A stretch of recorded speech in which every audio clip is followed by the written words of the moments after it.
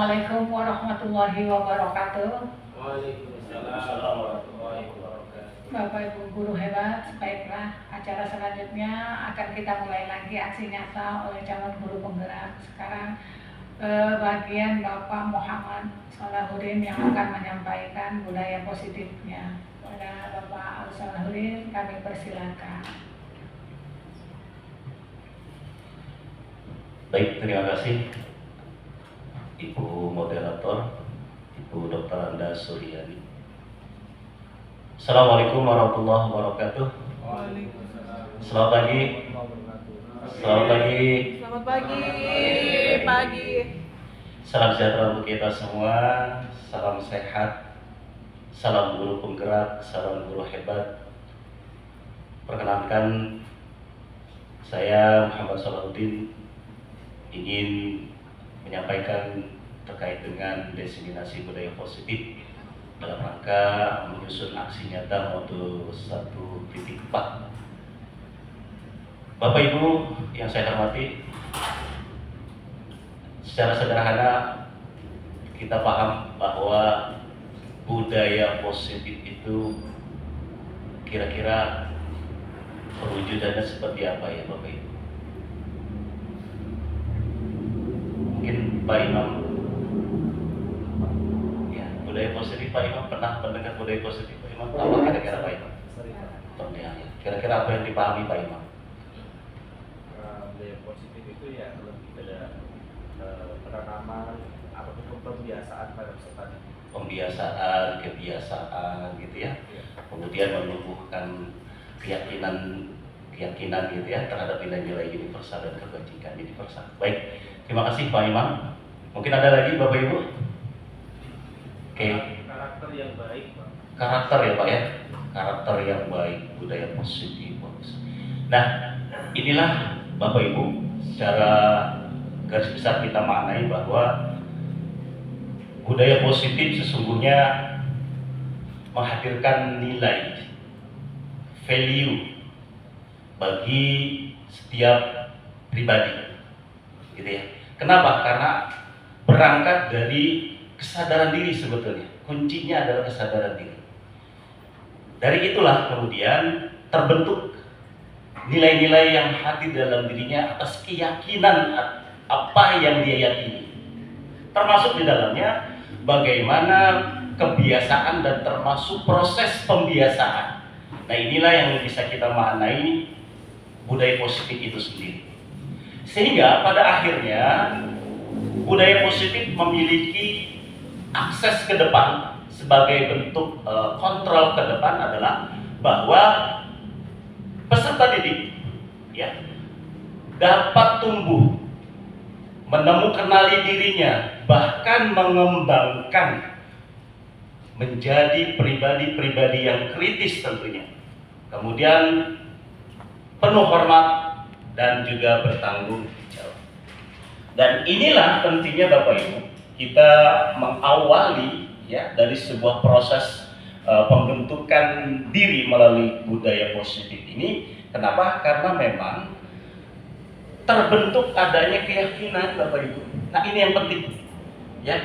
Pembentukan keyakinan dan nilai-nilai kebajikan itulah yang penting. Sehingga apa?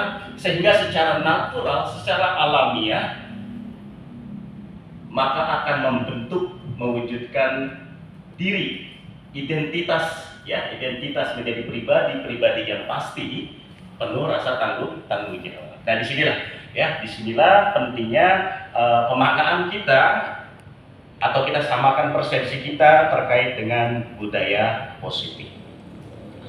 Lalu proses budaya positif melalui pembiasaan positif yang kita lakukan tentunya akan membentuk Bapak Ibu satu paradigma. Ya, satu paradigma di mana terjadi sebuah perubahan dalam proses pembelajaran kita. Saya yakin, saya secara pribadi saja sebelumnya itu teacher learning center Bapak Ibu. Saya itu kalau udah di kelas ngomongnya lama. Sampai-sampai anak-anak gak kebagian ngomong gitu ya. Akibatnya apa? Akibatnya mereka tidak kreatif. Akibatnya mereka tidak kritis. Dan pada akhirnya juga tidak muncul ya kesadaran diri untuk mampu mengembangkan identitas. Sehingga melalui pembiasan-pembiasan positif, maka paradigma yang kita bangun adalah paradigma di mana proses pembelajaran kita melalui student learning center. Di mana anak diberi kesempatan loh Bapak Ibu. Kita kasih waktu untuk mereka mengungkapkan pendapat.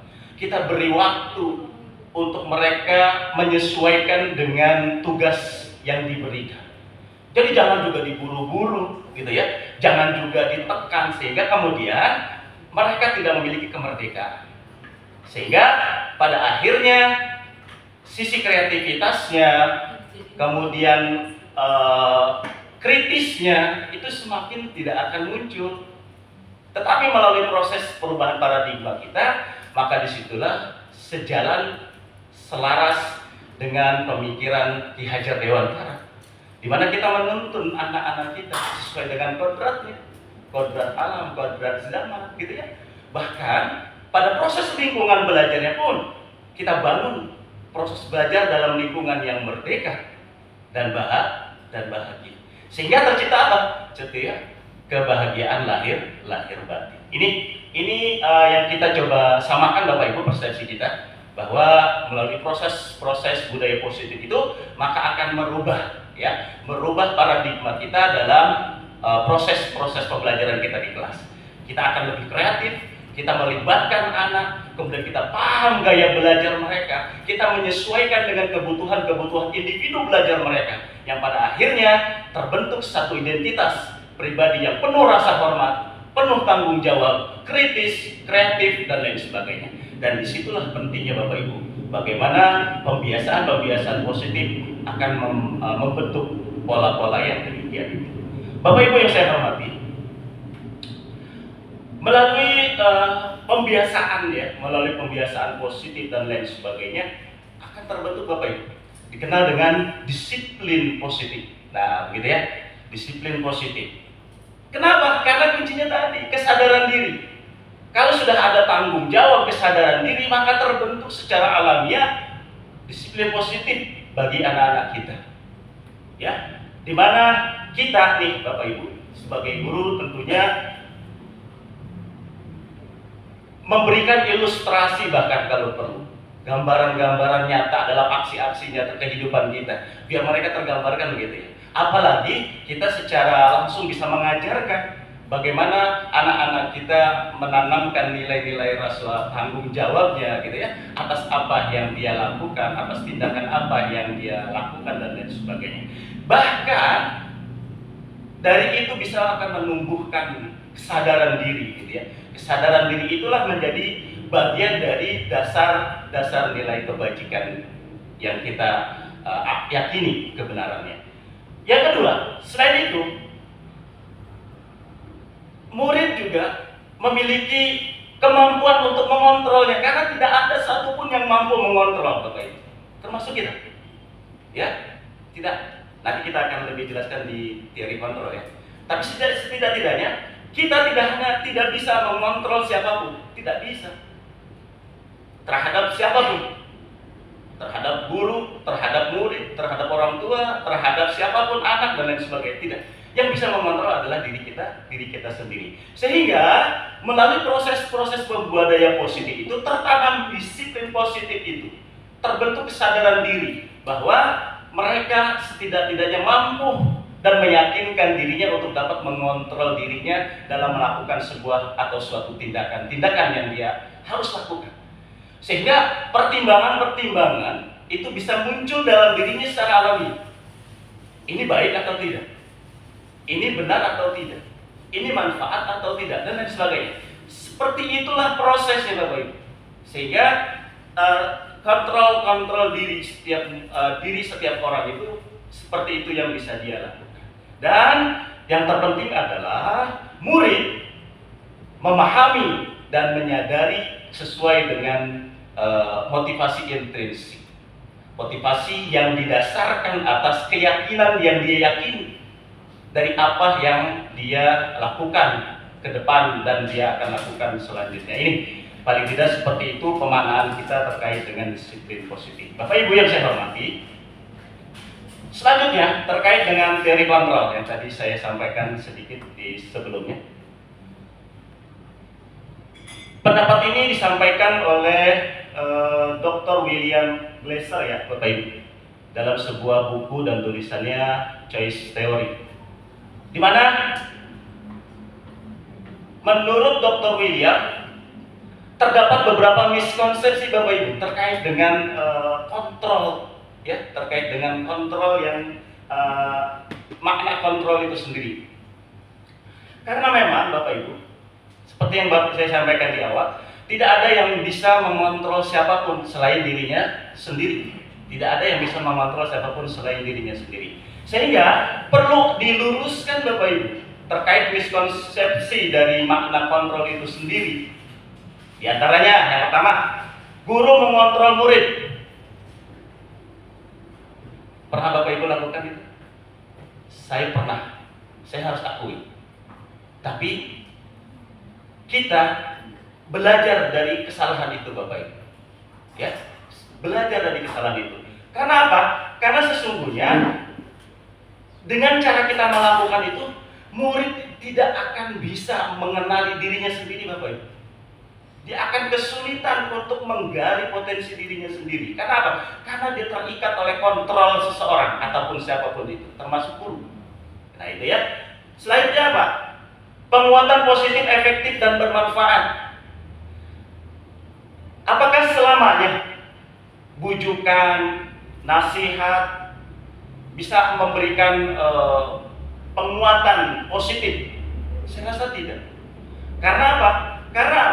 Karena memang murid harus diberikan kemandirian, harus diberikan rasa percaya diri untuk tidak selalu bergantung kepada orang lain.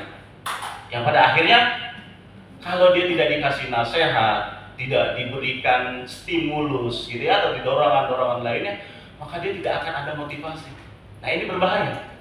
Ya, padahal kita memberikan sesuatu yang bermanfaat. Tapi kalau tidak datang dari dirinya, terbentuk rasa kepercayaan dirinya, maka juga menjadi masalah, gitu ya. Akan menjadi suatu masalah juga. Oke, selanjutnya, yang ketiga, kritikan dapat membuat orang merasa bersalah. Ya, tidak semua Bapak Ibu yang kita dengar, yang kita yakini adalah sesuatu yang benar. Terkadang juga merasa membuat bersalah. Akan tetapi Bapak Ibu, perlu yang harus kita lakukan adalah bagaimana kita menyampaikan sesuatu yang kemudian didengar, diterima oleh anak-anak kita dengan sesuatu yang bisa dipahami juga oleh mereka, sehingga tidak ada rasa tertekan oleh mereka, tidak ada rasa bersalah oleh mereka. Justru mereka mendapatkan satu nilai yang bisa mereka lakukan di waktu-waktu yang akan datang. Sehingga apa? Sehingga ini akan mampu bisa memberikan penguatan terhadap karakter mereka. Dan yang paling penting adalah Bapak Ibu, keseluruhannya adalah miskonsepsi ini harus kita luruskan. Seperti yang saya sampaikan, tidak ada satupun yang bisa mengontrol seseorang selain dirinya sendiri. Nah itulah terkait dengan teori kontrol yang disampaikan dalam buku Choice Theory oleh Dr. William Glasser.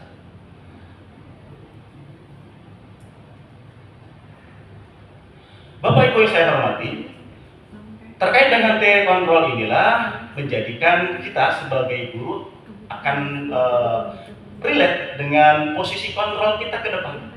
Ya, dengan posisi kontrol kita ke depan yang nanti akan disajikan di bagian selanjutnya.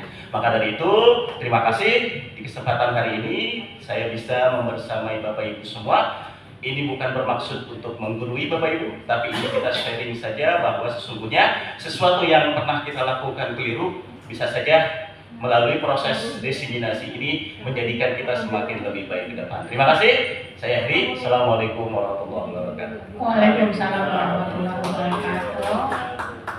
Baiklah, sesi selanjutnya akan dilanjutkan oleh Bapak Supri. Kepada Bapak Supri, saya persilakan. Masih semangat Bapak Ibu guru hebat? Masih semangat kan? Ya, baik. Terima kasih kepada moderator Ibu Dr. Anda Suryani. Bismillahirrahmanirrahim. Assalamualaikum warahmatullahi wabarakatuh. Waalaikumsalam warahmatullahi wabarakatuh. Ya, melanjutkan tentang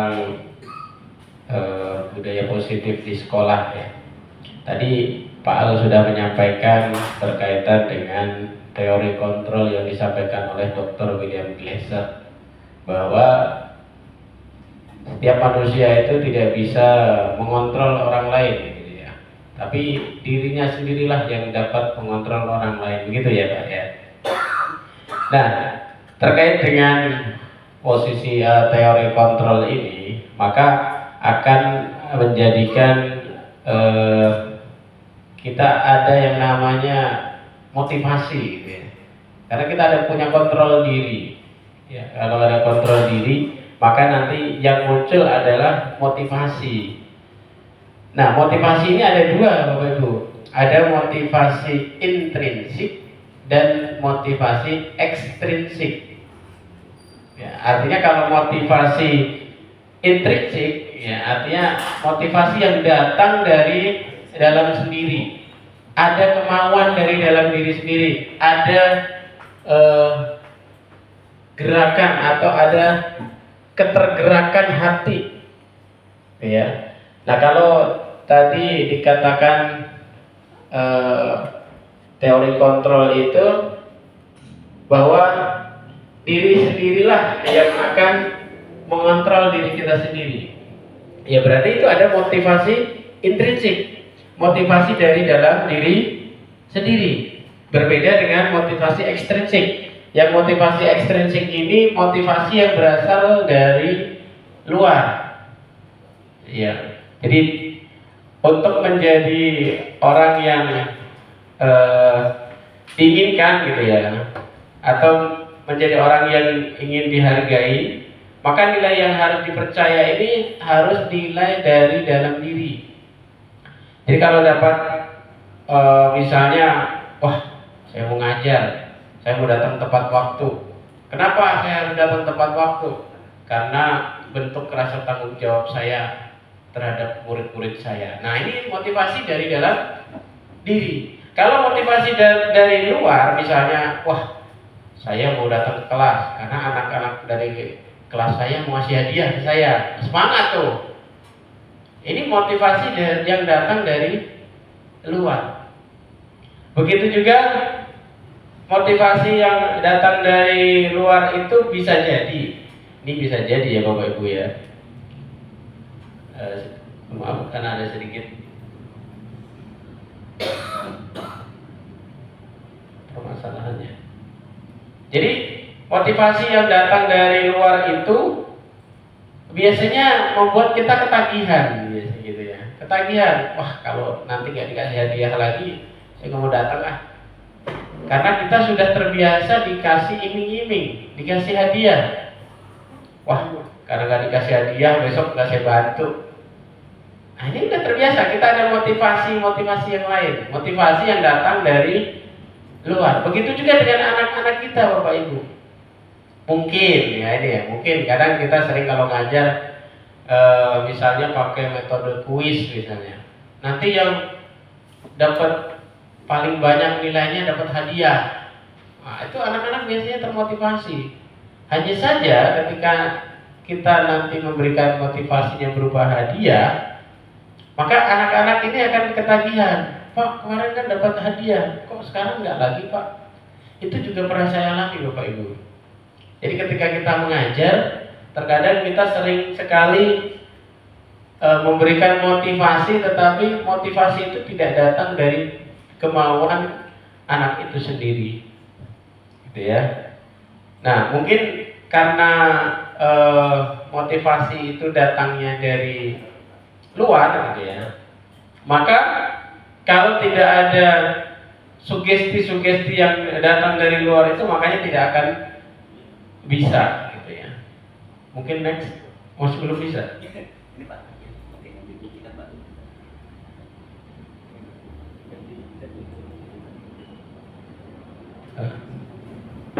Ya, Pause coba. dulu ya.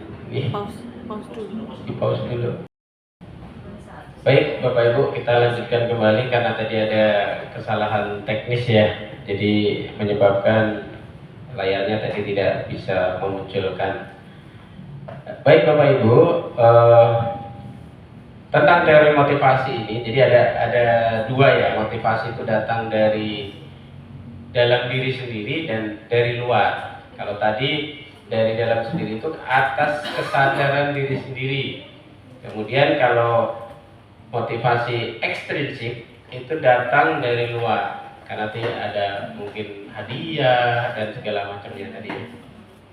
Lanjut ke pada hukuman dan penghargaannya. Jadi kalau kita ada motivasi, bisa motivasinya itu berupa tadi hukuman ataupun penghargaan. Nah, mungkin kalau misalnya kita motivasi dari luar itu bisa jadi karena hukuman. Saya mau belajar jadi agak takut, nanti saya dihukum oleh guru. Mungkin murid-murid kan ada yang berpikiran seperti itu. Mau nanya takut, mau berpikir kritis juga takut, karena nanti takut dihukum. Nah, itu motivasi yang datang dari luar. Jadi motivasi yang datang dari luar itu ada dua ya Bapak Ibu ya. Ada karena hukuman dan ada penghargaan. Nah, hukuman sendiri itu bersifat satu arah. Jadi yang diputuskan oleh guru gitu ya. Jadi ketika kita memberikan hukuman, anak tidak ditanya permasalahannya apa, bagaimana solusinya. Tetapi karena kita memberikan hukuman itu hanya satu arah, kita kamu pokoknya harus begini. Nah, itu biasanya guru-guru yang tipe-tipe penghukum gitu ya, langsung memberikan hukuman. Ya, jadi bisa juga ini juga dilakukan oleh orang tua. Anak dipaksa gitu ya untuk melakukan sesuatu yang dia tidak ingin atau dia tidak mau. Jadi anak dipaksakan untuk harus, yang pengen jadi dokter orang tuanya, anaknya yang dipaksakan untuk jadi dokter, padahal anaknya pengen jadi aktor atau pengen jadi pilot, tetapi orang tuanya memaksakan kamu harus jadi dokter. Nah, ini bisa jadi dia menjadi hukuman gitu ya. Nah, biasanya hukuman ini karena diberikan oleh orang tua atau guru yang sifatnya adalah satu arah. Dan ini biasanya hukuman ini dilakukan karena si murid atau si anak itu melakukan sebuah kesalahan. Nah, hukuman itu bersifat satu arah dari pihak guru yang memberikan, dan murid hanya menerima suatu hukuman tanpa melalui kesepakatan. Maka biasanya ada nanti mungkin akan dibahas oleh rekan saya tentang kesepakatan atau kesepakatan kelas atau kesepakatan di rumah gitu ya. Biasanya kalau saya di rumah dengan anak-anak saya bikin kesepakatan, ditulis tuh, ditempel di tembok, di dinding rumah. Setiap pagi saya harus bangun jam 4:30, setelah itu saya melaksanakan sholat subuh, setelah itu saya membaca Quran. Itu ada kesepakatan, dan ini disepakati oleh keluarga, di dalam keluarga saya ya. Dan juga kalau di kelas mungkin nanti bisa disepakati juga gitu dengan anak didik kita. Nah, kemudian yang kedua adalah penghargaan. Tadi kalau penghargaan itu ya bisa berupa hadiah gitu ya, bisa berupa pujian gitu ya. Jadi kalau kita memberikan imbalan atau balas jasa kepada orang atau kelompok yang karena telah berperilaku baik, melakukan sesuatu prestasi, kemudian memberikan sumbangsih atau berhasil melaksanakan tugas sesuai target yang ditetapkan. Jadi due date-nya tanggal berapa? Nah, itu nanti dikasih penghargaan tuh. Penghargaan akan jadi bumerang jika dilakukan terus-menerus tanpa menumbuhkan kesadaran dalam diri murid. Kalau sudah dikasih 1 kali, 2 kali, 3 kali terus dikasih penghargaan, maka si anak itu akan ketagihan atau istilahnya adalah candu gitu. Wah, besok saya dapat penghargaan lagi karena saya bisa melakukan ini dan itu. Ya. Nah, bisa jadi kita ini telah memberikan hukuman kepada murid dengan penghargaan gitu ya. Kadang kalau kita memberikan penghargaan itu bisa jadi itu adalah hukuman. Kenapa seperti itu? Karena ini bisa dipengaruhi oleh beberapa hal gitu ya. Nah, penghargaan ini ada pengaruh jangka panjang dan jangka pendeknya. Mungkin kalau jangka pendeknya mereka senang gitu ya, dikasih hadiah gitu ya. Tapi ketika nanti jangka panjangnya, ketika dia diberikan penghargaan terus-menerus atau diberikan apresiasi terus-menerus, mereka bisa ketagihan. Itu bagian jadi hukuman. Kemudian yang kedua, penghargaan ini bisa jadi tidak efektif. Kadang ada orang yang melakukan sesuatu yang hebat, tapi bukan hasil karya dia gitu. Bukan hasil karya dia, karena mereka bisa jadi sedang mencontek gitu ya, atau melakukan hal-hal yang malah tidak jujur, karena ujung-ujungnya adalah yang penting penghargaan, ujung-ujungnya adalah yang penting prestasi. Ya, makanya bisa menjadi tidak efektif. Kemudian penghargaan juga dapat merusak hubungan. Kalau tadi biasanya dikasih hadiah, terus tiba-tiba di stop. Wah, jadi hubungannya nanti tidak baik. Karena anak-anak nanti pasti akan terus berharap. Nah, bisa jadi juga penghargaan ini mengurangi ketepatan. Kalau tadi saya bilang bahwa ketika kita melaksanakan penghargaan, bisa jadi penghargaannya itu tidak tepat. Ada yang mungkin orang atau anak gitu ya, yang mereka berlaku jujur, tapi secara akademik dia rendah. Padahal dalam kenyataannya dia menjadi anak yang jujur. Kemudian juga penghargaan ini dapat menurunkan kualitas. Nah, bisa jadi karena saya sudah nyaman dengan hal ini, maka dia tidak ingin mengembangkan kemampuannya kembali, tidak mau upgrade, karena dia sudah merasa sering dapat penghargaan. Dan juga penghargaan ini bisa mematikan kreativitas. Ya, karena tujuannya adalah hanya mendapatkan penghargaan. Ya. Kemudian penghargaan ini juga dapat merusak motivasi dalam diri. Karena tadi datang, wah, saya mau datang nih ke acaranya si dia nih, karena di sana dikasih bakso. Ya. Oh, dikasih es cendol. Nah, itu motivasinya bukan karena dari dalam diri, bukan karena wah, saya mau datang karena saya mau menambah ilmu. Ya, beda. Motivasi kalau dari dalam diri itu, saya mau nambah ilmu saya mau meningkatkan kompetensi saya sebagai guru. Bagaimana sih jadi guru yang diidam-idamkan oleh murid? Bagaimana sih menjadi guru yang bisa menginspirasi murid-muridnya? Bagaimana sih menjadi guru yang dapat menjadi teladan bagi murid-muridnya? Nah, pernahkah kita berpikir seperti itu? Bisa jadi kita belum pernah, gitu ya. Mungkin bahkan saya sendiri gitu, dulunya juga sama seperti itu. Yang penting saya datang, ngajar, tugas selesai, tidak ada motivasi-motivasi lain. Ya. Nah, kemudian yang selanjutnya, setiap manusia itu ketika dia mengalami masalah, maka mungkin kebutuhan dasarnya itu belum terpenuhi. Ya, kebutuhan dasarnya itu belum terpenuhi. Apa kebutuhan dasar? Nah, menurut Dr. William Glasser, belum berubah ya. Menurut Dr. William Glasser, ini yang kami ambil adalah teori dari Dr. William Glasser ya. Manusia itu memiliki 5 kebutuhan dasar.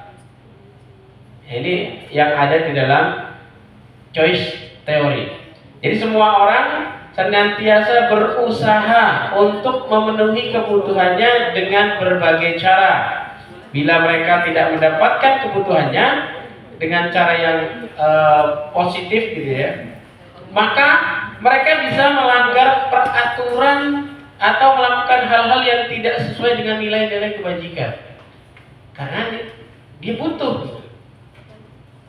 Contoh, kalau seseorang membutuhkan yang namanya bertahan hidup, secara otomatis namanya manusia pengen bertahan hidup pasti butuh makan.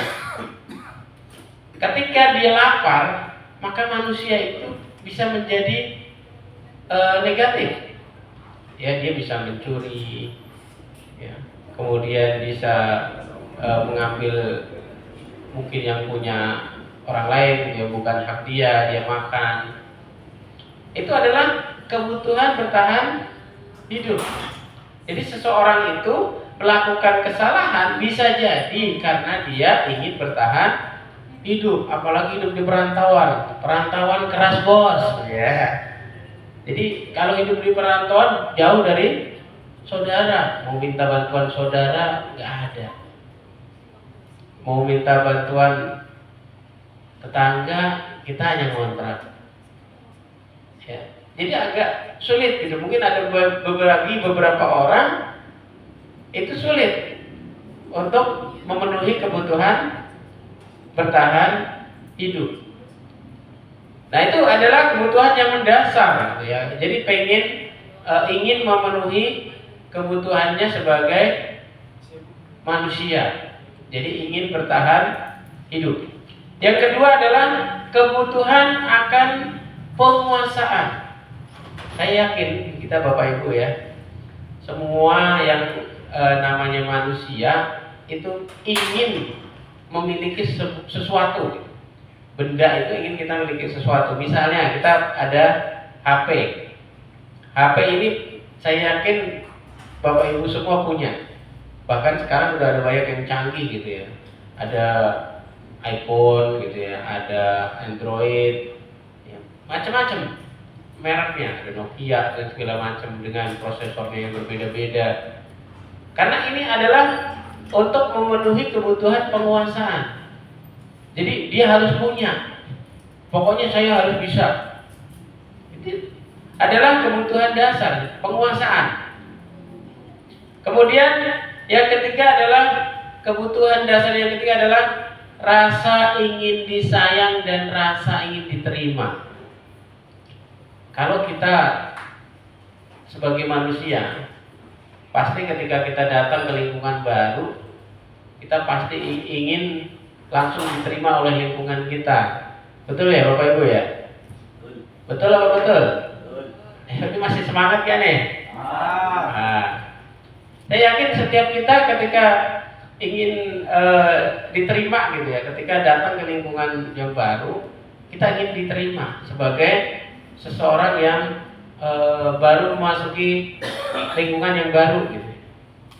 Dan juga kita pasti ingin disayang, terutama nih, mohon izin ya ibu-ibu nih. Ibu-ibu pengen disayang nggak? Pengen banget. Ya, jadi ini adalah kebutuhan dasar. Ya.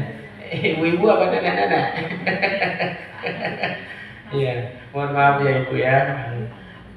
Jadi pasti setiap orang ingin yang mendapatkan kebutuhan akan kasih sayang dan rasa ingin diterima. Bagaimana kalau misalnya di dalam sebuah lingkungan kita tidak diterima, dikucilkan gitu ya.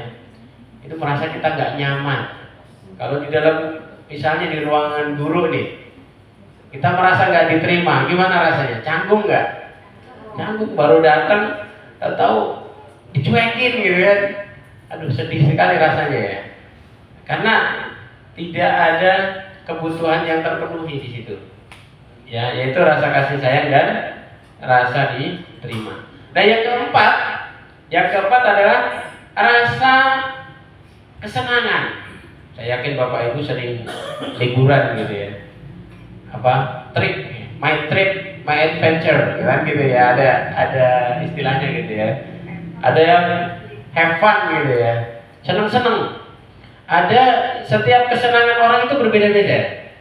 Ada yang senangnya cuma dengan melihat kolam gitu ya, bawa joran gitu ya, ngasih umpan, seret, mancing. Ada orang yang sudah sangat senang. Ya. Tapi ada orang yang kesenangannya saya harus mendaki gunung. Nah, itu beda lagi ya. Ada juga orang yang kesenangannya beda-beda gitu ya. Hanya ingin makan-makan. Nah, ada juga. Jadi orang, wah saya ingin nyobain kuliner di sana. Nah, itu kesenangan setiap orang beda-beda. Nah, yang terakhir adalah rasa kebebasan. Saya yakin Bapak Ibu ingin gitu ya, di dalam diri kita tidak ingin terkekang gitu ya. Pasti Bapak Ibu ingin bebas. Nah, tetapi kebebasan itu tidak boleh melanggar kebebasan orang lain. Jangan sampai kebebasan itu melanggar kebebasan orang lain. Nah, kalau dari penjelasan ini kita bisa tahu kebutuhan bertahan hidup itu mungkin kebutuhan akan perasaan aman gitu ya, misalnya kesehatan, rumah, makanan. Saya bilang ya, kalau misalnya kita kekurangan makan saja kita bisa melakukan pencurian ya. Kita nggak punya rumah, pasti kita juga ingin gimana ya, kalau tidur di kolong jembatan ya nanti bisa digusur gitu ya. Kemudian kesehatan, pasti kita ingin, setiap diri kita pasti ingin sehat terus. Kemudian kalau misalnya rasa kasih sayang gitu ya, dan diterima. Anak-anak yang memiliki kebutuhan dasar kasih sayang dan rasa diterima yang tinggi, biasanya itu ingin disukai dan terima oleh lingkungannya. Kemudian dari kebutuhan akan penguasaan, biasanya anak-anak yang memiliki kebutuhan dasar akan penguasaan yang tinggi, biasanya selalu ingin menjadi pemimpin. Pokoknya dia pengen jadi ketua gitu. Nah, itu kebutuhan akan penguasaan gitu ya. Mereka juga mengamati sebelum mencoba hal baru dan merasa kecewa bila melakukan kesalahan. Jadi kalau di dalam keluarga misalnya ya, setiap kita itu adalah pemimpin, dan setiap pemimpin akan dimintai pertanggungjawabannya ya. Kemudian hak akan kebebasan. Ya, anak-anak dengan kebutuhan kebebasan yang tinggi ini menginginkan pilihan. Bu, saya pengen ini, saya pengen begitu. Bu, gimana kalau kayak gini? Pak, gimana kalau kayak gini? Biasanya seperti itu. Anak-anak yang punya kebutuhan dasar akan kebebasan gitu ya. Biasanya mereka ingin memilih. Mereka perlu banyak bergerak. Mereka suka mencoba-coba. Dia ingin mencoba sesuatu hal yang baru. Nah, itu kebutuhan akan kebebasan. Yang terakhir adalah kebutuhan akan kesenangan gitu ya. Anak-anak dengan kebutuhan yang tinggi akan kesenangan gitu, biasanya ingin menikmati apa yang dilakukan. Mereka juga biasanya berkonsentrasi tinggi saat mengerjakan hal yang disenangi. Misalnya dalam pelajaran matematika misalnya. Ada orang yang memang demen banget gitu, atau senang banget sama matematika. Jadi kalau ngerjain itu serius gitu ya. Ngerjain matematika sampai waktu selesai. Baru beneran selesai. Tapi kalau orang yang gak suka, biasanya 15 menit juga kelar. Kenapa? Karena mereka tidak ada motivasi kesenangan di situ. Tidak ada motivasi dalam dirinya untuk mengerjakan hal tersebut. Nah, biasanya kalau zaman kita gitu ya, mungkin zaman saya, zaman Oki, zaman Pak Al gitu ya, kan pelajaran eksak itu menjadi sebuah momok gitu ya. Padahal ada mungkin banyak orang yang merasa biasa aja, bahkan mereka malah senang gitu dengan pelajaran eksak. Tapi ada juga orang yang memang kesenangannya di bidang itu. Ya, ada yang kesenangannya di bidang yang sosial, ada kesenangannya di bidang teknik dan lain sebagainya. Ya, mungkin itu yang dapat saya sampaikan. Untuk selanjutnya nanti akan dilanjut oleh Pak Oki Siswanto tentang keyakinan kelas. Ya, mungkin itu saja yang dapat saya sampaikan. Terima kasih. Assalamualaikum warahmatullahi wabarakatuh. Waalaikumsalam warahmatullahi wabarakatuh. Bapak Ibu guru hebat, baiklah. Yang selanjutnya masih berlanjut dengan aksi nyata budaya positif yang sekarang bagian Bapak Oki Siswanto. Kepada Bapak Oki, saya persilahkan. Baik, terima kasih. Bismillahirrahmanirrahim. Assalamualaikum warahmatullahi wabarakatuh. Waalaikumsalam. warahmatullahi wabarakatuh. Masih semangat Bapak Ibu? Semangat. Are you ready? Are you ready? Alhamdulillah. Baik Bapak Ibu, sangat benar sekali apa yang disampaikan tadi oleh Pak Al dan Pak Supri ya. Bagus sekali tadi Pak Al sudah menyampaikan tentang budaya positif ya, budaya positif, dan kita di sini dituntut untuk menciptakan budaya positif Bapak Ibu ya. Setiap pagi kita menyambut peserta didik, melihat kerapihan seragamnya dari rambut dan sebagainya, itu juga termasuk salah satu budaya positif yang harus kita lestarikan Bapak Ibu. Tadi Pak Supri juga sudah menyampaikan tentang 5 kebutuhan dasar manusia ya. Salah satunya tadi ada kebutuhan kesenangan, ya, kebebasan dan sebagainya. Mungkin selama ini ketika kita mengajar di kelas kita tidak memenuhi 5 kebutuhan tersebut kepada murid-murid kita atau peserta didik ya.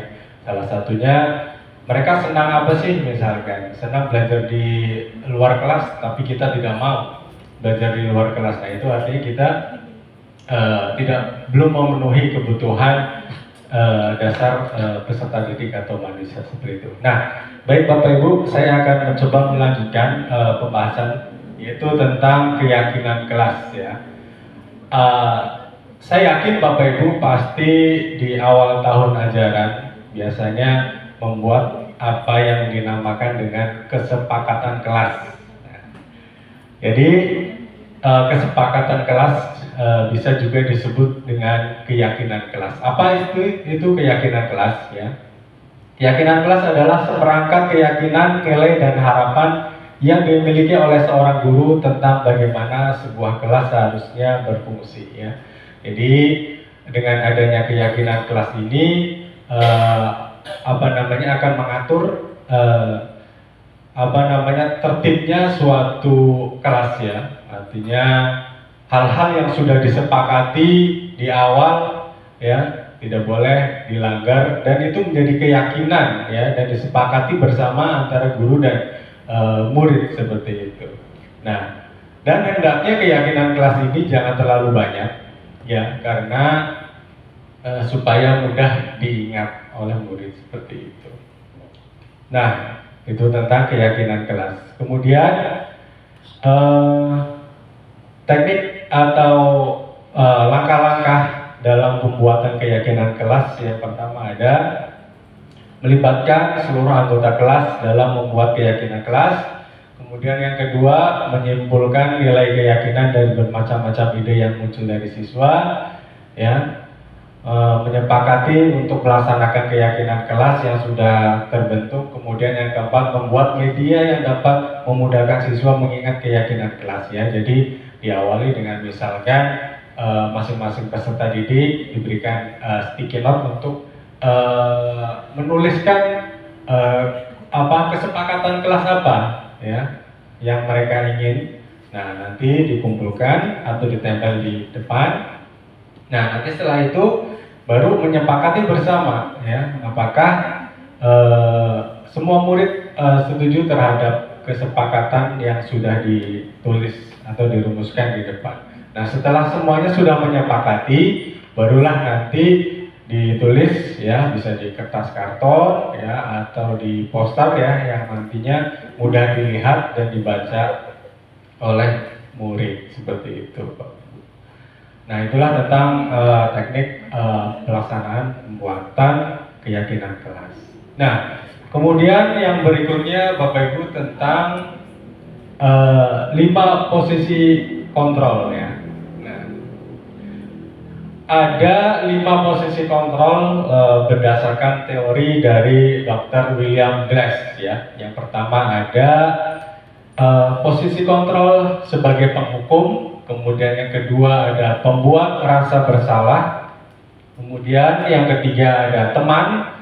Yang keempat ada pemantau atau mengawasi. Kemudian yang kelima ada manajer. Nah, yang pertama adalah posisi kontrol sebagai penghukum. Nah, ini yang sering kita aplikasikan atau lakukan ya pada setiap ada anak, misalkan kebetulan kita misalkan sedang piket ya, kita memberikan hukuman kepada anak ya, entah itu membersihkan lapangan, kamar mandi dan sebagainya. Nah, itu yang disebut dengan posisi kontrol sebagai penghukum menurut teori kontrol dari William Glass. Nah, kemudian yang kedua adalah membuat rasa bersalah ya. Pada posisi ini biasanya guru akan bersuara lebih lembut, membuat rasa bersalah akan menggunakan keheningan yang membuat orang lain merasa tidak nyaman, bersalah atau rendah diri ya. Ya, jadi pembuat rasa bersalah ini membuat seolah-olah anak itu tidak ada gunanya ya. Mereka merasa membuat kesalahan terhadap orang lain, merugikan orang lain. Nah, sehingga dia merasa bersalah seperti itu. Sehingga dia akan berdampak, mungkin dia merenung karena memikirkan kesalahannya tersebut yang dianggapnya merugikan orang lain seperti itu. Nah, kemudian teori yang kedua, posisi kontrol yang kedua maksudnya, yang ketiga yaitu sebagai teman ya. Guru pada posisi ini tidak akan menyakiti murid, namun akan tetap berupaya mengontrol murid melalui persuasi. Guru di posisi teman menggunakan hubungan baik dan humor untuk mempengaruhi seseorang.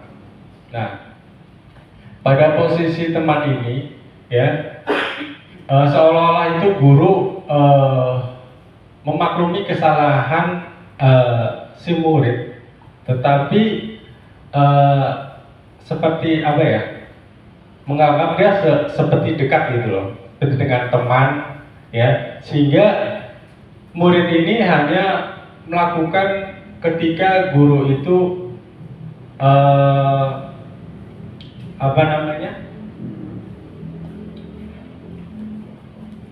ada sesuatu ya, ada sesuatu yang nanti akan diberikan oleh guru tersebut, baru siswa tersebut akan melakukannya. Nah, jadi takutnya adalah nanti hanya kepada guru tersebut si siswa ini mau mendengarkan ucapannya seperti itu.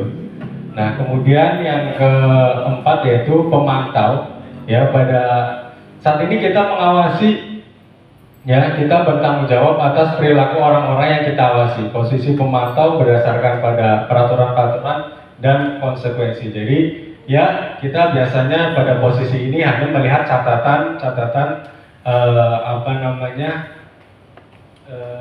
poin ya, poin. Misalkan si A telat, poin ya 4 misalkan, tanpa keterangan poin 5. Jadi hanya melihat data-data saja dan menghukum dengan poin seperti itu. Kemudian yang kelima sebagai manajer ya, posisi di mana guru berbuat sesuatu bersama dengan murid, mempersilahkan murid mempertanggungjawabkan perilakunya, mendukung murid agar dapat menemukan solusi atas permasalahannya sendiri. Nah, jadi pada posisi kontrol sebagai manajer ini, guru mencoba ya menyerahkan kepada peserta didik untuk menyelesaikan sendiri permasalahannya ya. Menyelesaikan sendiri permasalahannya, yaitu dengan menyadari kesalahannya, lalu apa solusi yang akan dilakukan untuk menyelesaikan permasalahan tersebut. Nah, saya rasa posisi manajer ini lebih bijak ya dalam menangani setiap permasalahan pada peserta didik. Nah, itu tentang 5 posisi kontrol. Nah, untuk lebih jelasnya Bapak Ibu, nanti akan saya coba putarkan video tentang perbedaan dari 5 posisi kontrol ya, diantaranya penghukum, pembuat rasa bersalah, teman, pemantau, dan manajer. Mungkin bisa dibantu Patrik untuk memutar video.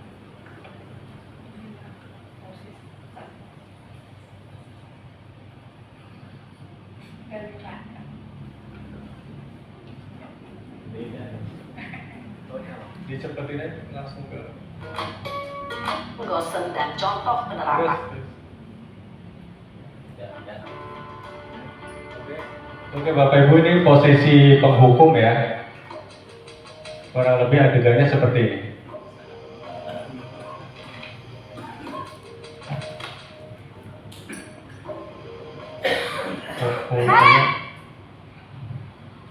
Sini kamu.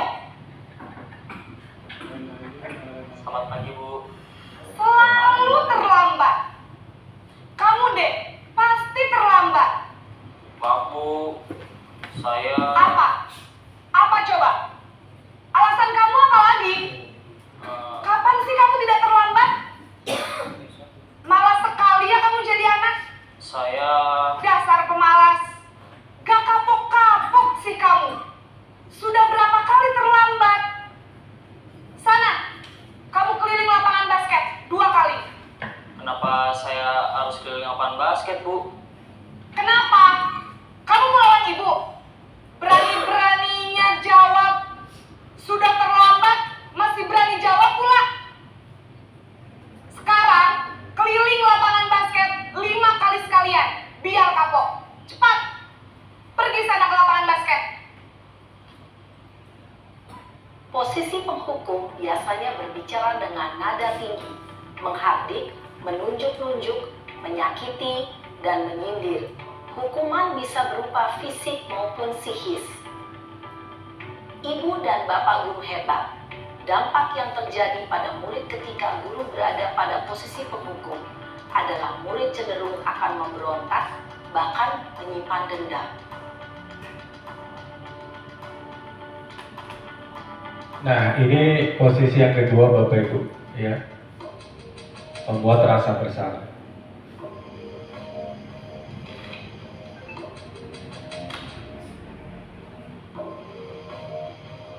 Naren!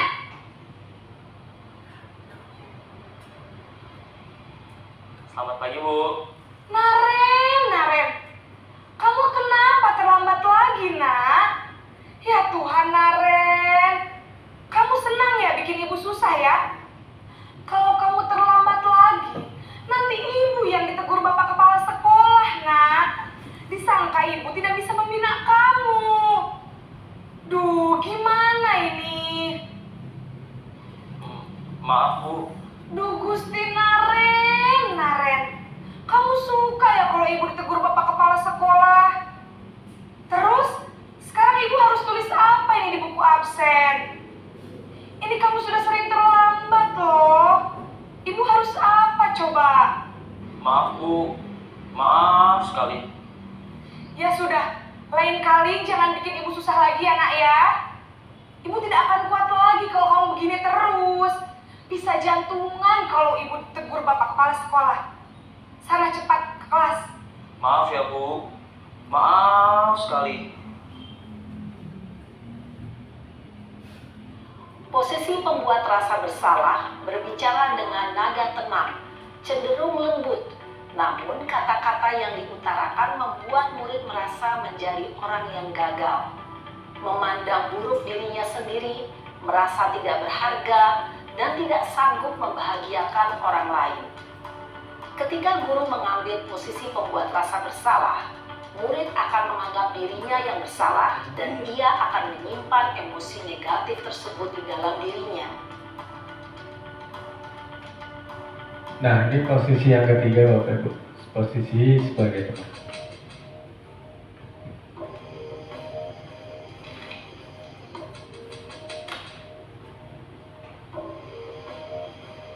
Naren!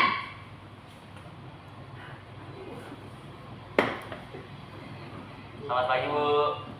Wah, sudah jam berapa ini nak? Terlambat lagi ya sayang. Iya, Bu.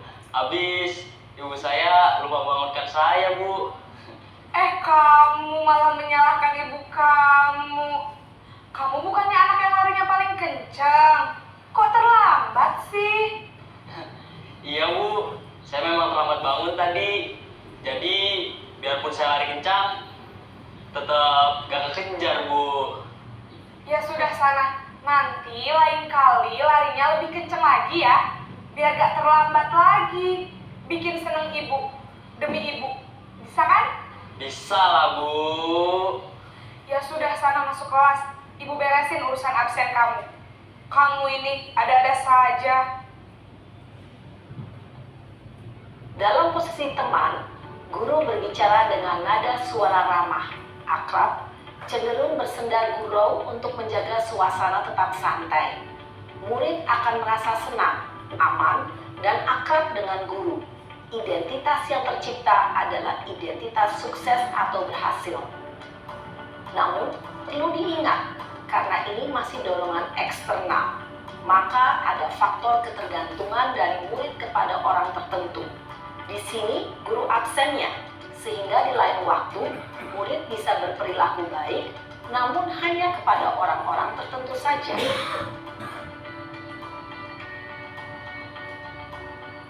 Posisi berikutnya yaitu posisi pemantau.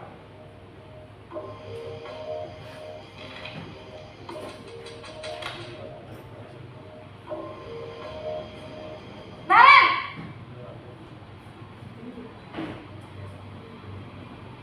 Selamat pagi, Bu. Naren, apa peraturan sekolah kita tentang jam berapa kita harus masuk sekolah, nak? Kita harus di sekolah jam 7, Bu. Iya, betul. Sekarang sudah jam 7.20. Naren sudah tahu konsekuensinya jika terlambat hadir. Paham, Bu. Saya harus tinggal kelas pas jam istirahat selama 20 menit. Iya, benar. Konsekuensinya demikian. Jadi nanti jam 9.30, pas istirahat, kamu harus tinggal di kelas, kerjakan tugas tambahan untuk ketertinggalan kamu, ya? Baik, Bu. Posisi pemantau mengandalkan penghitungan atau data untuk mengontrol murid. Guru mengarahkan murid berdasarkan peraturan dan konsekuensi. Seorang pemantau menunjukkan bahasa tubuh dan ekspresi wajah yang datar dan cenderung formal. Yang terakhir, Bapak Ibu, posisi sebagai manajer.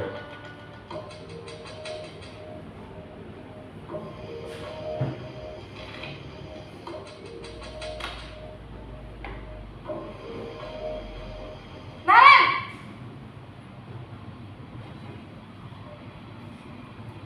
Selamat pagi, Bu. Selamat pagi, Naren. Maaf, Bu.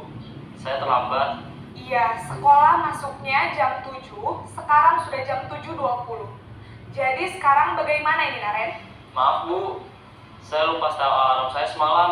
Baiklah, menurut kamu, keyakinan sekolah yang mana yang perlu kamu tingkatkan? Menghargai diri sendiri dan orang lain mungkin ya, Bu. Setuju. Jadi, apakah Naren meyakini prinsip saling menghormati tersebut? Iya, Bu. Saya meyakininya. Apakah Naren bersedia memperbaiki masalah keterlambatan ini? Bersedia, Bu. Bagaimana kamu akan perbaiki masalah keterlambatan ini? Saya akan coba untuk tidak lupa menyetel alarm saya, Bu. Baik, kalau Naren lupa menyetel alarm di rumah, ada orang yang kira-kira bisa bantu mengingatkan tidak? Ada, Bu. Kakak saya, Kak Emma. Ada lagi selain Kak Emma? Selain Kak Emma, ada ibu saya. Baik, jadi yang mengingatkan Naren adalah Kak Emma dan ibu kamu, ya? Kira-kira akan mulai setel alarm kapan nih, Naren? Setelah pulang sekolah, akan segera saya lakukan. Baik, jadi Naren akan setel alarm untuk bangun besok pagi dan akan diingatkan oleh kakak dan ibunda Naren, ya? Ada lagi yang mungkin perlu dilakukan, Naren? Agar tidak terlambat bangun lagi. Tidak ada, Bu. Baik, Naren. Terima kasih untuk kerjasama kamu. Sekarang kamu perlu kembali ke kelas untuk belajar. Baik, Bu. Terima kasih.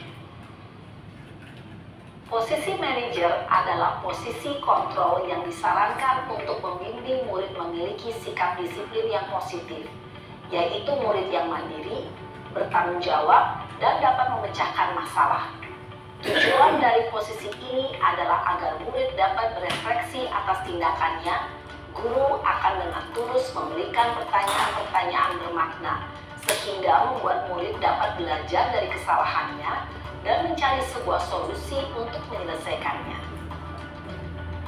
Ibu dan Bapak guru hebat, setelah mengamati adegan kelima posisi kontrol tadi, Ya, Bapak Ibu, dari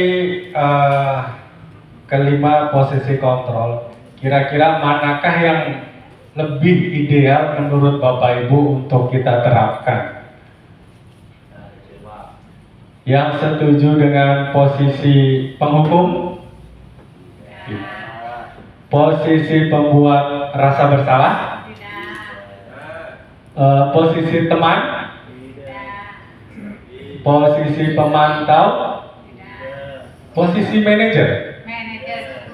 Oke, ya. Memang posisi yang ideal di sini adalah posisi sebagai manajer ketika kita mengatasi suatu permasalahan pada peserta didik ya Bapak Ibu. Nah, itulah kelima posisi kontrol. Mudah-mudahan setelah ini kita bisa menerapkan posisi kontrol sebagai manajer untuk menyelesaikan permasalahan terhadap peserta didik kita.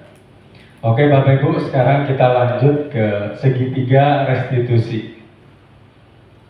Nah, jadi segitiga restitusi ini merupakan proses menciptakan kondisi bagi peserta didik untuk memperbaiki kesalahan mereka sehingga mereka bisa kembali pada kelompok mereka dengan karakter yang lebih kuat ya. Nah, adapun 3 tahapan dalam segitiga restitusi, yaitu yang pertama adalah menstabilkan identitas, kemudian yang kedua validasi tindakan yang salah, kemudian yang ketiga menanyakan keyakinan. Nah, kita akan uraikan satu persatu ya. Yang pertama adalah menstabilkan identitas. Di sini yang dimaksud dengan menstabilkan identitas adalah jika anak berbuat salah maka ada kebutuhan dasar yang mereka tidak terpenuhi ya. Bagian dasar segitiga restitusi ini mengubah identitas anak dari orang yang gagal karena melakukan kesalahan menjadi orang yang sukses ya. Jadi di sini kita mencoba memaklumi anak melakukan kesalahan ya. Setiap manusia itu pasti pernah melakukan kesalahan ya. Itu adalah suatu hal yang wajar seperti itu Bapak Ibu. Nah, kemudian tahap yang berikutnya adalah validasi tindakan yang salah. Nah, kita harus memahami dan menemukan kebutuhan dasar yang mendasari tindakan anak berbuat kesalahan. Ya, jadi menurut teori kontrol, semua tindakan manusia baik atau buruk pasti memiliki maksud atau tujuan. Ya, jadi pada tahap ini kita menanyakan apa sih tujuan ya atau alasan kenapa si murid tersebut melakukan hal tersebut seperti itu ya. Kemudian langkah yang berikutnya yaitu menanyakan keyakinan ya. Pada tahap ini ketika anak diberikan pertanyaan bermakna untuk memunculkan motivasi intrinsik, maka anak akan siap untuk dihubungkan dengan nilai-nilai kebijakan atau kebajikan yang dia percaya dan berpindah menjadi orang yang dia inginkan. Penting menanyakan ke anak tentang kehidupan ke depan yang dia inginkan. Seperti itu Bapak Ibu. Nah, mungkin lebih jelasnya akan kita coba tayangkan ya gambaran seperti apa penerapan segitiga restitusi kepada peserta didik.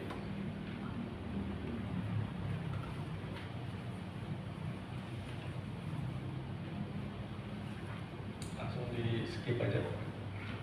So, maju lagi.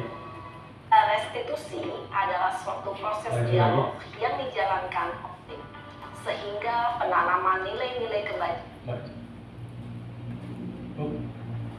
Seorang guru berada dalam posisi manajer menggunakan penerapan segitiga restitusi. Ya, ini Bapak Ibu kurang lebih gambarannya.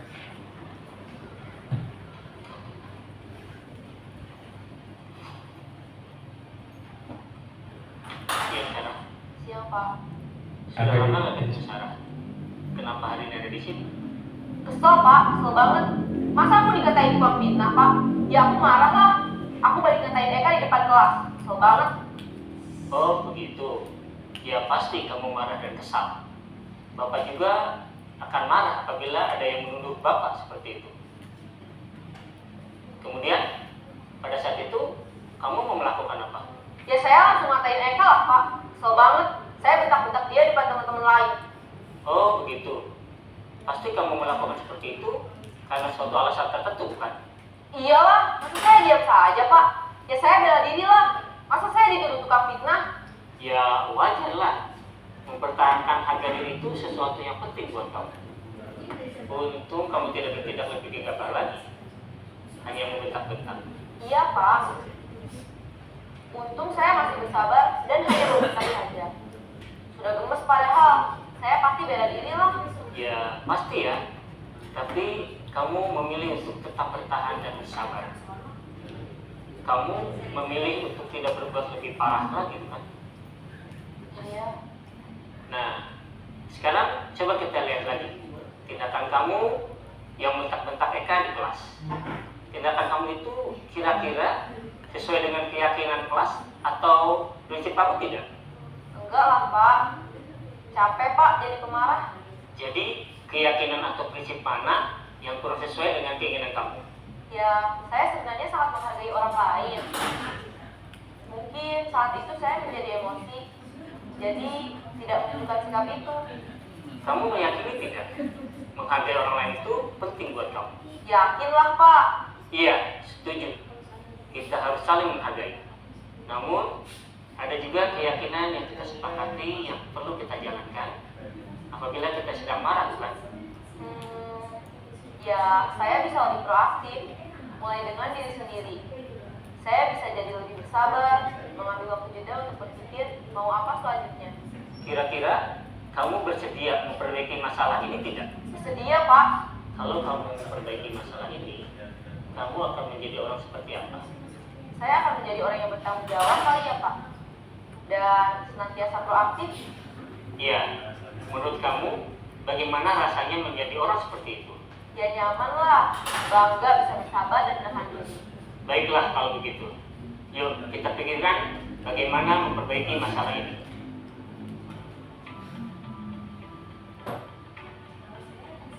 Ya. Ibu dan Bapak guru hebat. Ya, Bapak Ibu, itu kurang lebih gambaran contoh ketika kita menerapkan segitiga restitusi pada penyelesaian suatu permasalahan pada peserta didik. Kira-kira menurut Bapak Ibu dengan metode seperti itu, kira-kira adem nggak? Apakah menguras energi tidak? Tidak ya Bapak Ibu ya.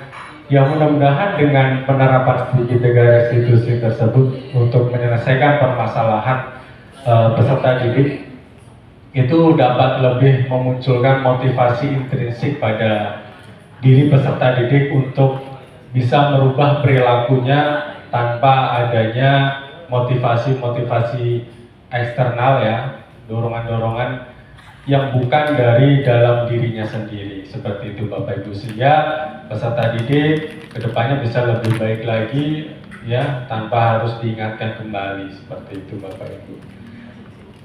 Nah, berkaitan dengan rangkaian tadi yang sudah disampaikan oleh Pak Al dan Pak Supri ya, terkait dengan budaya positif, kemudian 5 kebutuhan dasar manusia, kemudian tadi yang sudah saya jelaskan juga tentang segitiga restitusi dan keyakinan kelas, dapat disimpulkan bahwa budaya positif di sekolah dapat terwujud dengan kolaborasi antara kepala sekolah, guru, orang tua, dan siswa.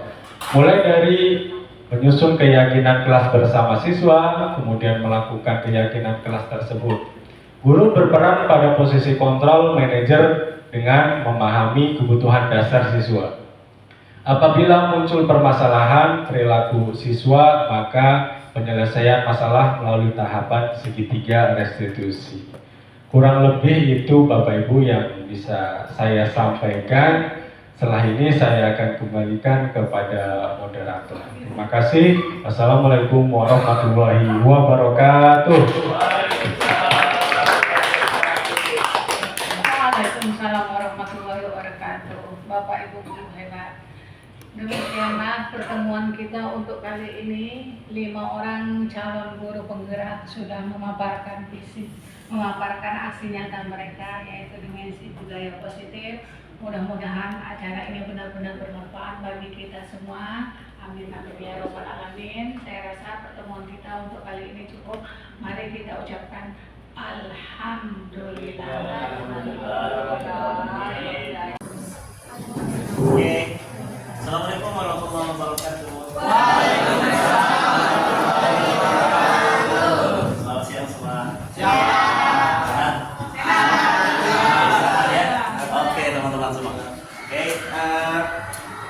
di kesempatan kali ini izinkan Bapak bersama-sama dengan kalian menyusun kesepakatan kelas agar nanti kita bisa belajar lebih menyenangkan, lingkungan belajar kita di kelas lebih kondusif dan lain sebagainya. Jadi nanti Bapak berharap kalian di kesempatan hari ini bisa bersama-sama ya, bisa bersama-sama kalian menyusun kesepakatan kelas atau keyakinan kelas yang bisa membuat kelas kita lebih nyaman. Oke, nanti Bapak akan berikan kertas sticky note ya, seperti ini yang akan kalian nanti tuliskan masing-masing ya, kesepakatan kelas yang memang kalian merasa bisa kalian susun dan sepakati bersama di kelas ini. Lalu setelah itu teman-teman, kalian tempelkan ya, kalian tempelkan di kertas warna yang sudah Bapak siapkan di sini, agar kemudian nanti secara tertib masing-masing bisa menempelkan ke depan. Oke? Bisa ini? Bisa ya? Oke. Nanti Bapak akan berikan kertasnya, lalu dibagi ke belakang ya. Oke. Silakan dibagikan ke belakang. Kalau kurang, nanti kasih tahu Bapak ya. Kalau kurang kasih tahu Bapak.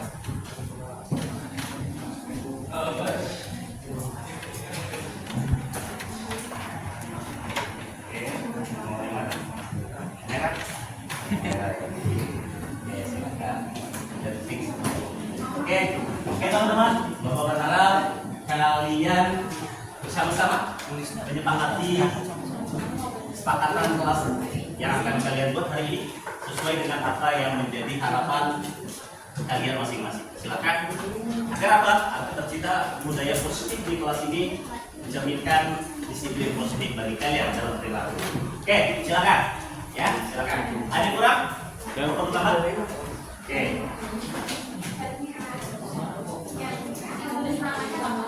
Ya. Boleh ditulis atau boleh ditulis langsung di kesepakatan kelasnya. Ya, silakan saja. Senyaman kalian, efektif kalian. Ya. Silakan ya. Nanti ditempel ya. Ditempel. Disesuaikan dengan warnanya masing-masing. Ada warna apa tuh? Ada hijau, ada oranye, ya, silakan ya. Biar lebih terlihat. Oke, ya. Ya, ditulis ya. Silakan. Boleh satu, boleh lebih. Silakan. Senyaman kalian. Karena ini kan adalah kesepakatan, gitu ya. Karena ini adalah menyusun bersama-sama dalam kesepakatan kita. Jadi kalian punya hak untuk memberikan masukan. Ya, silakan.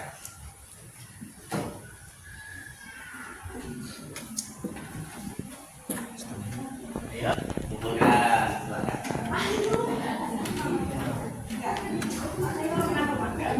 Ya. Iya, ayo silakan. Ayo semua. Yuk. Keren nih. Ya.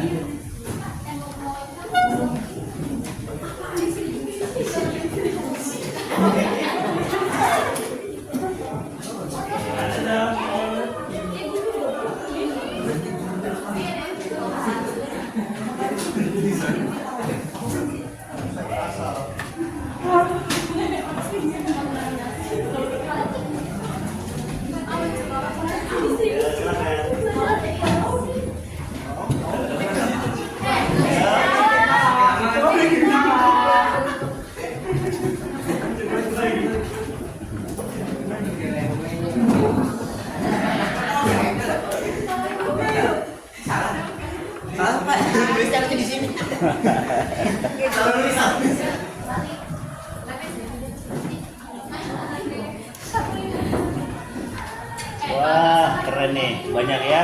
Ayo. Ada yang masih belum? Ayo, ditunggu. Ya.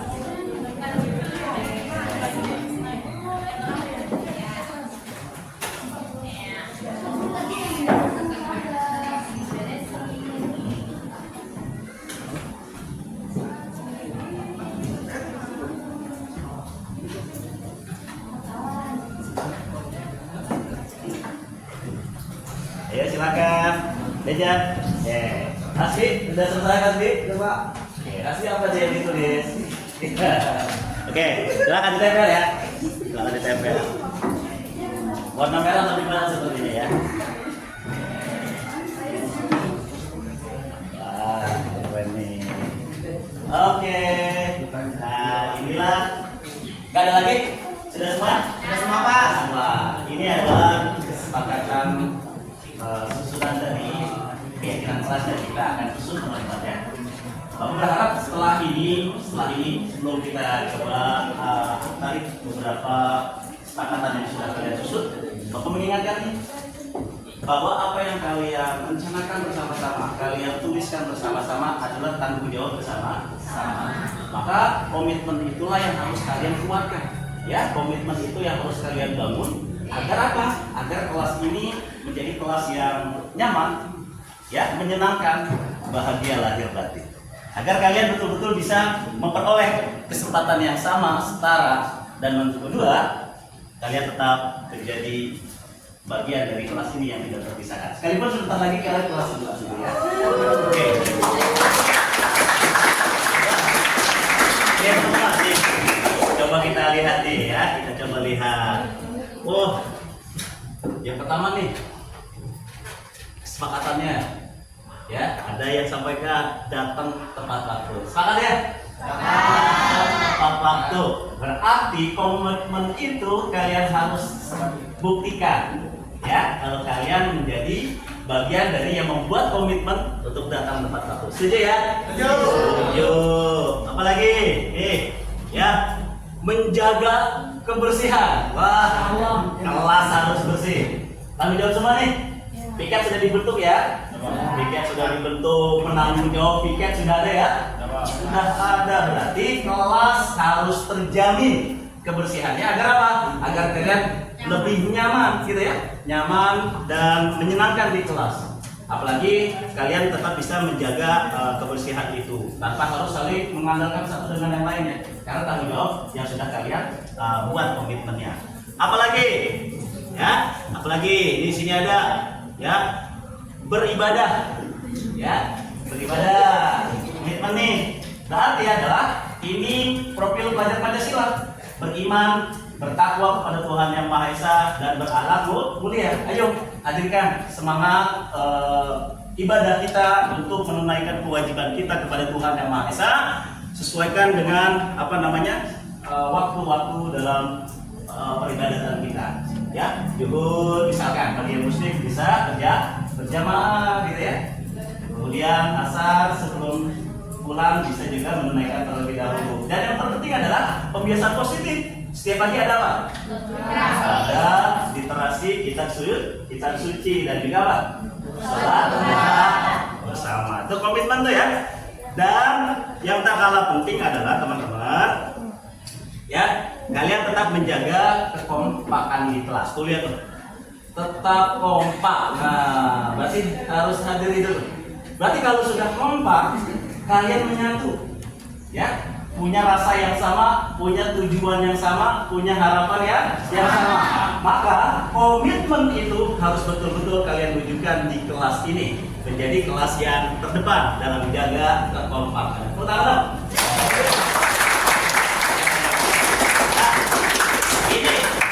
inilah sesungguhnya keyakinan kelas yang kita bangun adalah menghadirkan semangat itu. Semangat kebersamaan, kita junjung moralitas kita jaga, saling menghargai di antara kita, saling menghormati, dan yang terpenting adalah kita memiliki kesetaraan yang sama. Dan jagalah kekompakan itu agar tercipta kelas 10/4 yang nyaman. Terima kasih sudah membuat komitmen bersama dalam kesepakatan kelas ya. Pesan Bapak, tetap konsisten dengan kesepakatan itu. Ya, tetap menjaga kesepakatan itu dan yuk kita melangkah bersama. Tepuk tangan sekali lagi. Semuanya. Ya, terima kasih semua. Assalamualaikum warahmatullahi wabarakatuh. Ya, silakan. Ya, silakan. Waalaikumsalam warahmatullahi wabarakatuh. Iya, silakan Asri. Silakan duduk. Iya. Oke, Asri, apa kabar hari ini? Oke, ya. Oke, istirahat cukup. Oke, kali ini Bapak pengen diskusi sama kamu, pengen ngobrol, bicara beberapa hal. Pertama, Bapak tahu kalau kemarin kamu meninggalkan kelas, betul ya? Betul Pak. Boleh nggak kamu bisa menjelaskan apa sih di kelas bisa ditinggalkan? Jadi kan awalnya P5 Pak, sudah belajar P5. Terus guru kayak jam kos dari guru kan di kelas panas. Udah aja saya sama teman-teman turun bawa gitu ke masjid. Ngadem. Iya Pak. Gitu ya.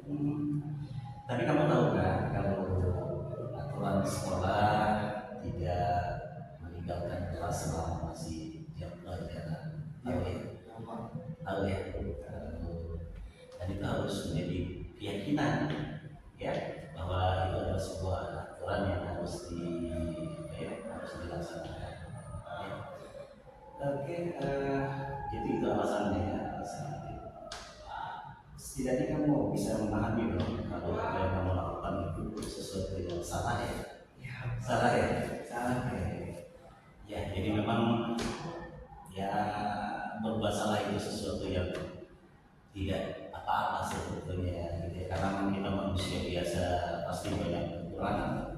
Ya, kesalahan itu sesuatu yang terjadi. Maka belajarlah dari kesalahan itu ya sih.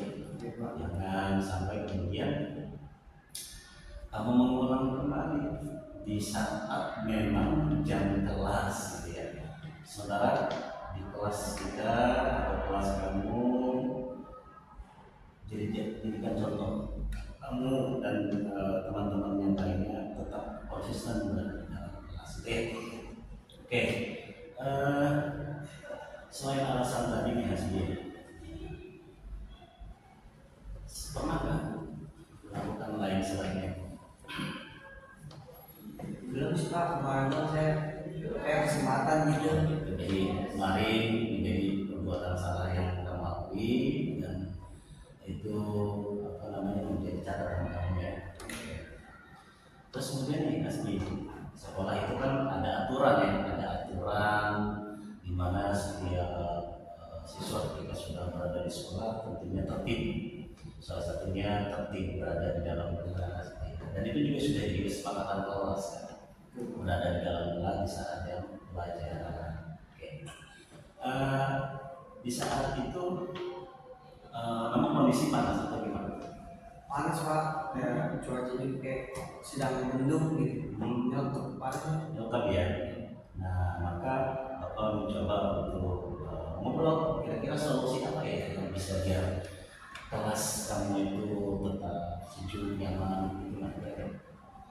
Kan gara-gara itu penyebabnya gara-gara kipas angin pada hilang sih Pak. Kipas angin, ya. Nah kipas angin berkurang ya. Iya. Nah akhirnya kelas jadi panas. Berarti solusinya kelasnya ditambah kipas angin ya, biar tampak lebih sejuk ya. Yakin kan bisa berada di dalam kelasnya, tidak meninggalkan kelasnya. Oke, nah kondisi itulah di kemudian hari kita akan bicarakan juga dengan wali kelas ya bahwa potensi-potensi peninggalan kerawanan atau pelanggaran kelas salah satunya adalah kondisi kelas suasananya memang cukup panas ya sampai kamu dan